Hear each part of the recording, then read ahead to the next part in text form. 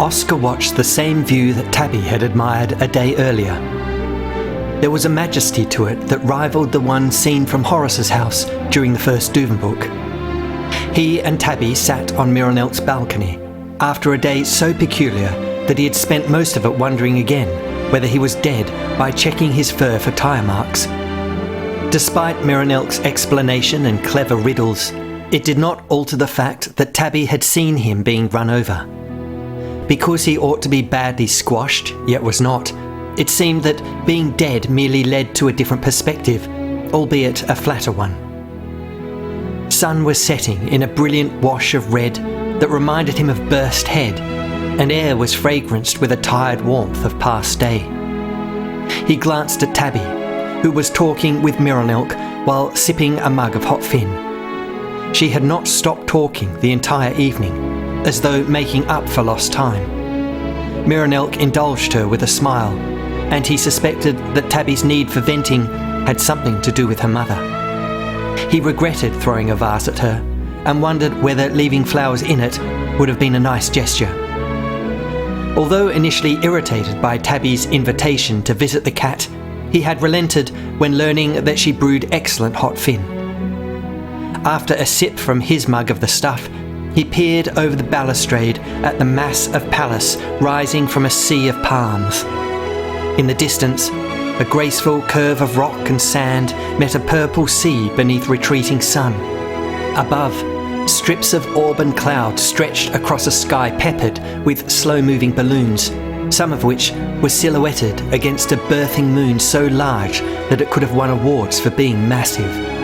He pondered again the ovation received after fighting with Tabby, and understood something of the Dodocet's addiction to such adoration.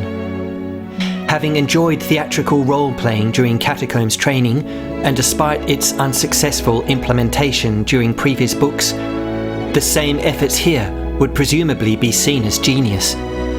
He wondered about becoming a bard, so standing ovations might become daily occurrences. More importantly, he would not have to be a velvet paw, as this place clearly had no need for them.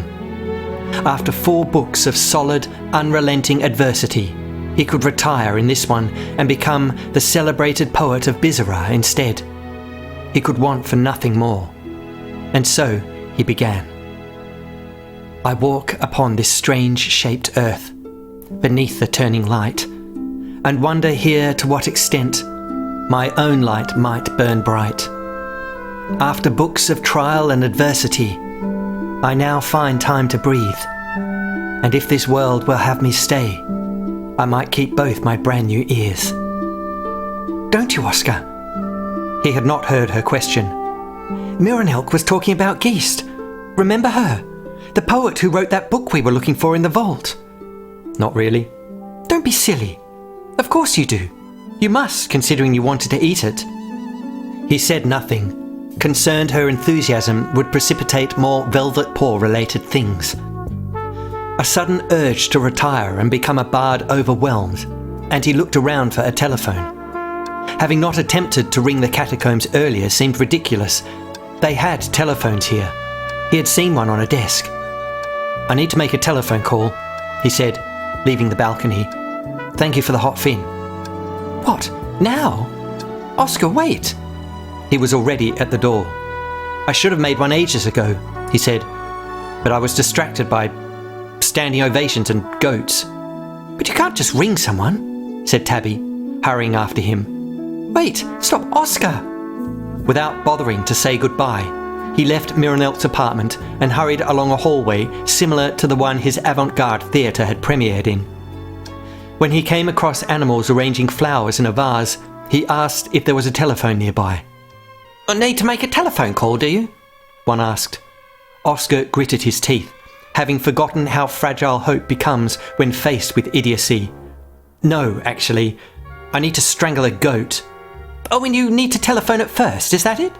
No, I'm wanting to use its cord, he said. They're hard to break, so I can really get some force going. Is there one nearby? What, a goat? No, a fluffing telephone. A fluffing one? What's that? One in a jumper?